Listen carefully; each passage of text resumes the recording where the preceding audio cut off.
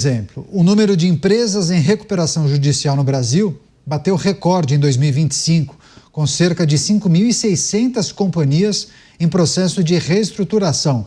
Vamos chamar a Júlia Firmino, chega ao vivo aqui em Os Pingos nos Is, vai trazer detalhes desse levantamento. Júlia, seja bem-vinda, uma ótima noite a você.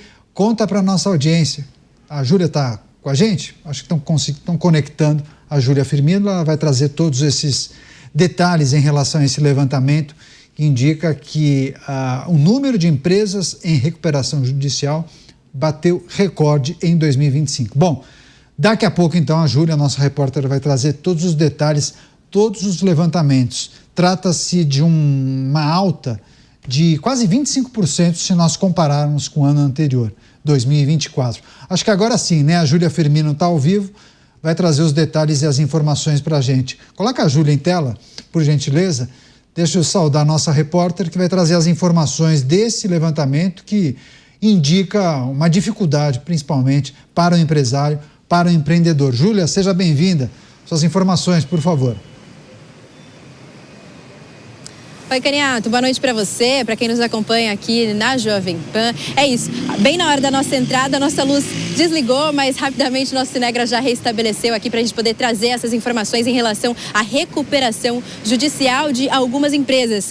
Foram 5.600 empresas que estavam vivendo esse processo de recuperação judicial em 2025. Esse número é 24,3% maior em comparação com o número de 2024, com as empresas que estavam passando por esse processo ainda no ano anterior. E o que a gente tem também, Caniato, é que do total de 5.600, 1.600 empresas tinham feito esse pedido só no ano de 2025. Só que desse total aí de 1.600, apenas 561 conseguiram sair desse processo de recuperação judicial ainda em 2025. E aí, entre os motivos que a gente tem para todo esse cenário de empresas realmente precisando fazer acordos para conseguirem colocar as contas em dia, estão a alta dos juros, né? Como a Selic aí fechando em 15% há cerca de 8 meses, vem repetindo esse número. As dívidas acabam ficando mais altas, né? Mais caras com a Selic nesse valor, e o crédito também fica mais difícil de ser acessado por parte das empresas,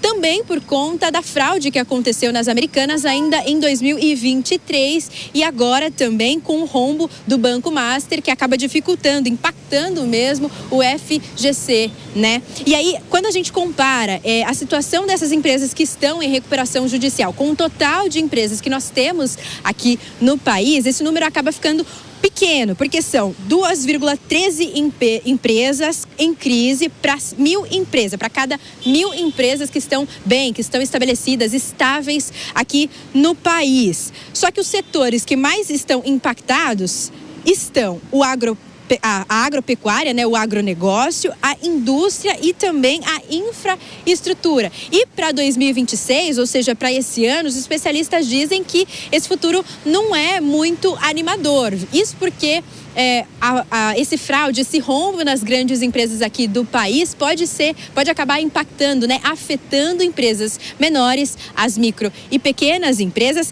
além, claro, da instabilidade no câmbio e também dessas eleições que estão marcadas agora para outubro desse ano aqui no Brasil, viu? Volto com você. Tá certo, Júlia Firmino trazendo detalhes desse levantamento, a alta no número de empresas em recuperação judicial, um recorte de 2025, uma alta de quase 25% se nós compararmos com 2024. Obrigado, viu, Júlia? Bom trabalho para você, a gente volta a conversar aqui na programação, chamar os nossos comentaristas. Antes disso, uma rápida parada para você que nos acompanha pela rede. Chamar os nossos comentaristas, Bruno Musa. Bruno acompanhou, né, a divulgação desse levantamento. Bruno, quando a empresa pede a recuperação judicial, indica o quê quando a gente olha para a situação econômica do país? Vamos lá, em condições normais indica que um número crescente disso são empresas que não têm uma geração de caixa condizente com a possibilidade de pagamento dessas dívidas. E muitos podem dizer, então, e atribuir a culpa a terceiros. Ora, então o problema é realmente do Banco Central, que colocou a taxa de juros lá em cima, essas dívidas corrigem, eu preciso tomar novos empréstimos para honrar os compromissos de curto prazo e eu entro nessa bola de neve.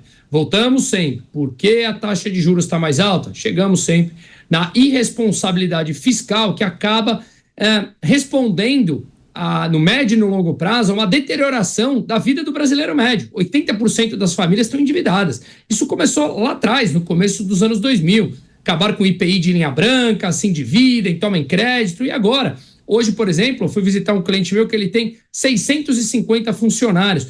Ele puxou e me disse que 90% deles têm 3 créditos consignados tomados e não estão aguentando pagar. Então, veja, o nível chegou num ponto que ele é explosivo. E aí, a gente também precisa analisar que, no Brasil, infelizmente, a recuperação judicial se tornou uma indústria. Você joga esse pagamento lá para frente, pouco importam os credores que vão receber lá na frente, muitas vezes com um haircut, ou seja, cortar um pedaço do valor da dívida, eu te devo 10, a gente negocia, te pago 5 de forma parcelada. E as empresas ganham fôlego durante um tempo para conseguir não ter que pagar, honrar os compromissos e conseguir reajustar os seus compromissos financeiros, que muitas vezes passa por não ter até mesmo a educação financeira de compromisso de caixa, alocar isso de forma interessante. Ou seja, tudo isso passa por falta de conhecimento, muitas vezes por uma indústria que se tornou e prejudica os credores e, obviamente, por uma irresponsabilidade fiscal que joga os juros lá para cima e um governo que fala que gasto é vida, se endivide que nunca vai ter problema. É a mensagem que eles passam. Isso é uma análise importante, mas também é esse apontamento que o Mussa faz, né? Pode ser encarado também como uma indústria. Muitas empresas acabam se utilizando desse dispositivo para ganhar tempo, fôlego, para se organizar, enfim, talvez seja. Mas é preciso também considerar essa alta, né? Porque de um ano para o outro, quando a gente fala de uma alta de 25%, não dá para dizer que isso se tornou uma febre, que os contadores acabam incentivando os empresários a fazerem isso para conseguir fôlego para pagar as contas. Só estou fazendo essa introdução, esse preâmbulo aqui para receber a rede, e aí todos vão acompanhar as análises do Dávila e também do Mota em relação a essa notícia que chama atenção. Não estamos falando de uma alta de 7%. Rede Jovem Pan conectada em Os Pingos nos Is, empresas em recuperação judicial bateram recorde em 2025, uma alta de quase 25% se nós compararmos com 2024. Dávila, no nosso grupo de notícias, você sugeriu, inclusive, essa pauta, né? O que mais lhe chama a atenção quando a gente divulga uma notícia como essa? É preocupante o número assustador de empresas em recuperação judicial. E se somarmos o número de empresas negativadas com o seu CNPJ, nós estamos falando 9 milhões de empresas, que é outro recorde. Ou seja, o sistema está inteiro pichado, por causa, não só, como bem lembrou o Mussa aqui, um governo que gasta de maneira irresponsável e acaba fazendo com que a taxa de juros seja a mais alta do mundo, e isso impacta diretamente o crédito. A terceira informação, que nós já demos aqui nos Pingos nos Is, a taxa média de empréstimo para pessoas foi de 60% ao ano. É um absurdo. Então imagina você que tem uma pequena empresa. E hoje nós sabemos que 90% dessa geração de emprego são pequenas e médias empresas, pequena, micro e média empresa. É tudo isso aí que gera emprego. Aí você pensa o seguinte, Candidato, você é um empresário que é rigoroso com o caixa da sua empresa. Aí você tem um atraso do pagamento de um fornecedor. Você vendeu um produto, poxa vida, o fornecedor fala, olha, Candidato, estou com um problema de caixa aqui, não vou poder te pagar na data. E aí você vai ao banco para pegar um capital de giro emprestado. Só que esse fornecedor demora um pouco mais para pagar. Esse capital de giro começa a consumir o teu caixa. E aí isso começa essa bola de neve maluca e que nós colocamos em risco tantas empresas. 9 milhões de empresas brasileiras hoje estão negativadas, estão inadimplentes, estão com problemas. E esse aumento extraordinário na recuperação judicial, que já é um estado mais grave. Ou seja, é impossível ter negócio no Brasil, num país que tem a taxa de juro mais alta do mundo, que tem um Estado intervencionista que tem uma judicialização de questões tributárias e trabalhistas recordistas no mundo. Fazer negócio no Brasil é um ato de heroísmo.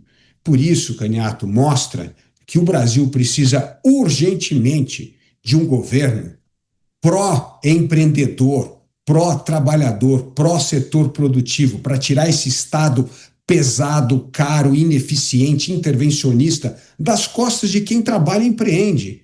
É só assim que nós teremos um governo com juízo fiscal e uma visão pró-mercado para tirar o Brasil deste atoleiro que está sufocando a iniciativa privada por causa da irresponsabilidade fiscal e uma visão de esquerda intervencionista na economia que acha que tem que se meter em tudo no mundo dos negócios. Isso faz com que o Brasil empobreça, perca produtividade e cada vez mais perca mercado. Pois é, eu tenho um infográfico aqui, porque a recuperação judicial, se a empresa não consegue cumprir os seus compromissos, é um processo que antecede o pedido de falência, né? E aí tem inclusive um levantamento que indica que 2023, Brasil, 1.400 empresas pediram falência. 24, 2.200 e pouquinho. E aí 2025, 5.200.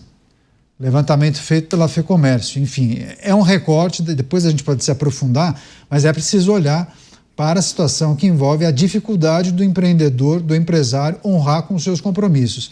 Você, Mota, os indicadores que apontam para um aumento substancial no número de empresas em recuperação judicial. Alguém já disse que a pior parte das consequências é que elas vêm sempre no final.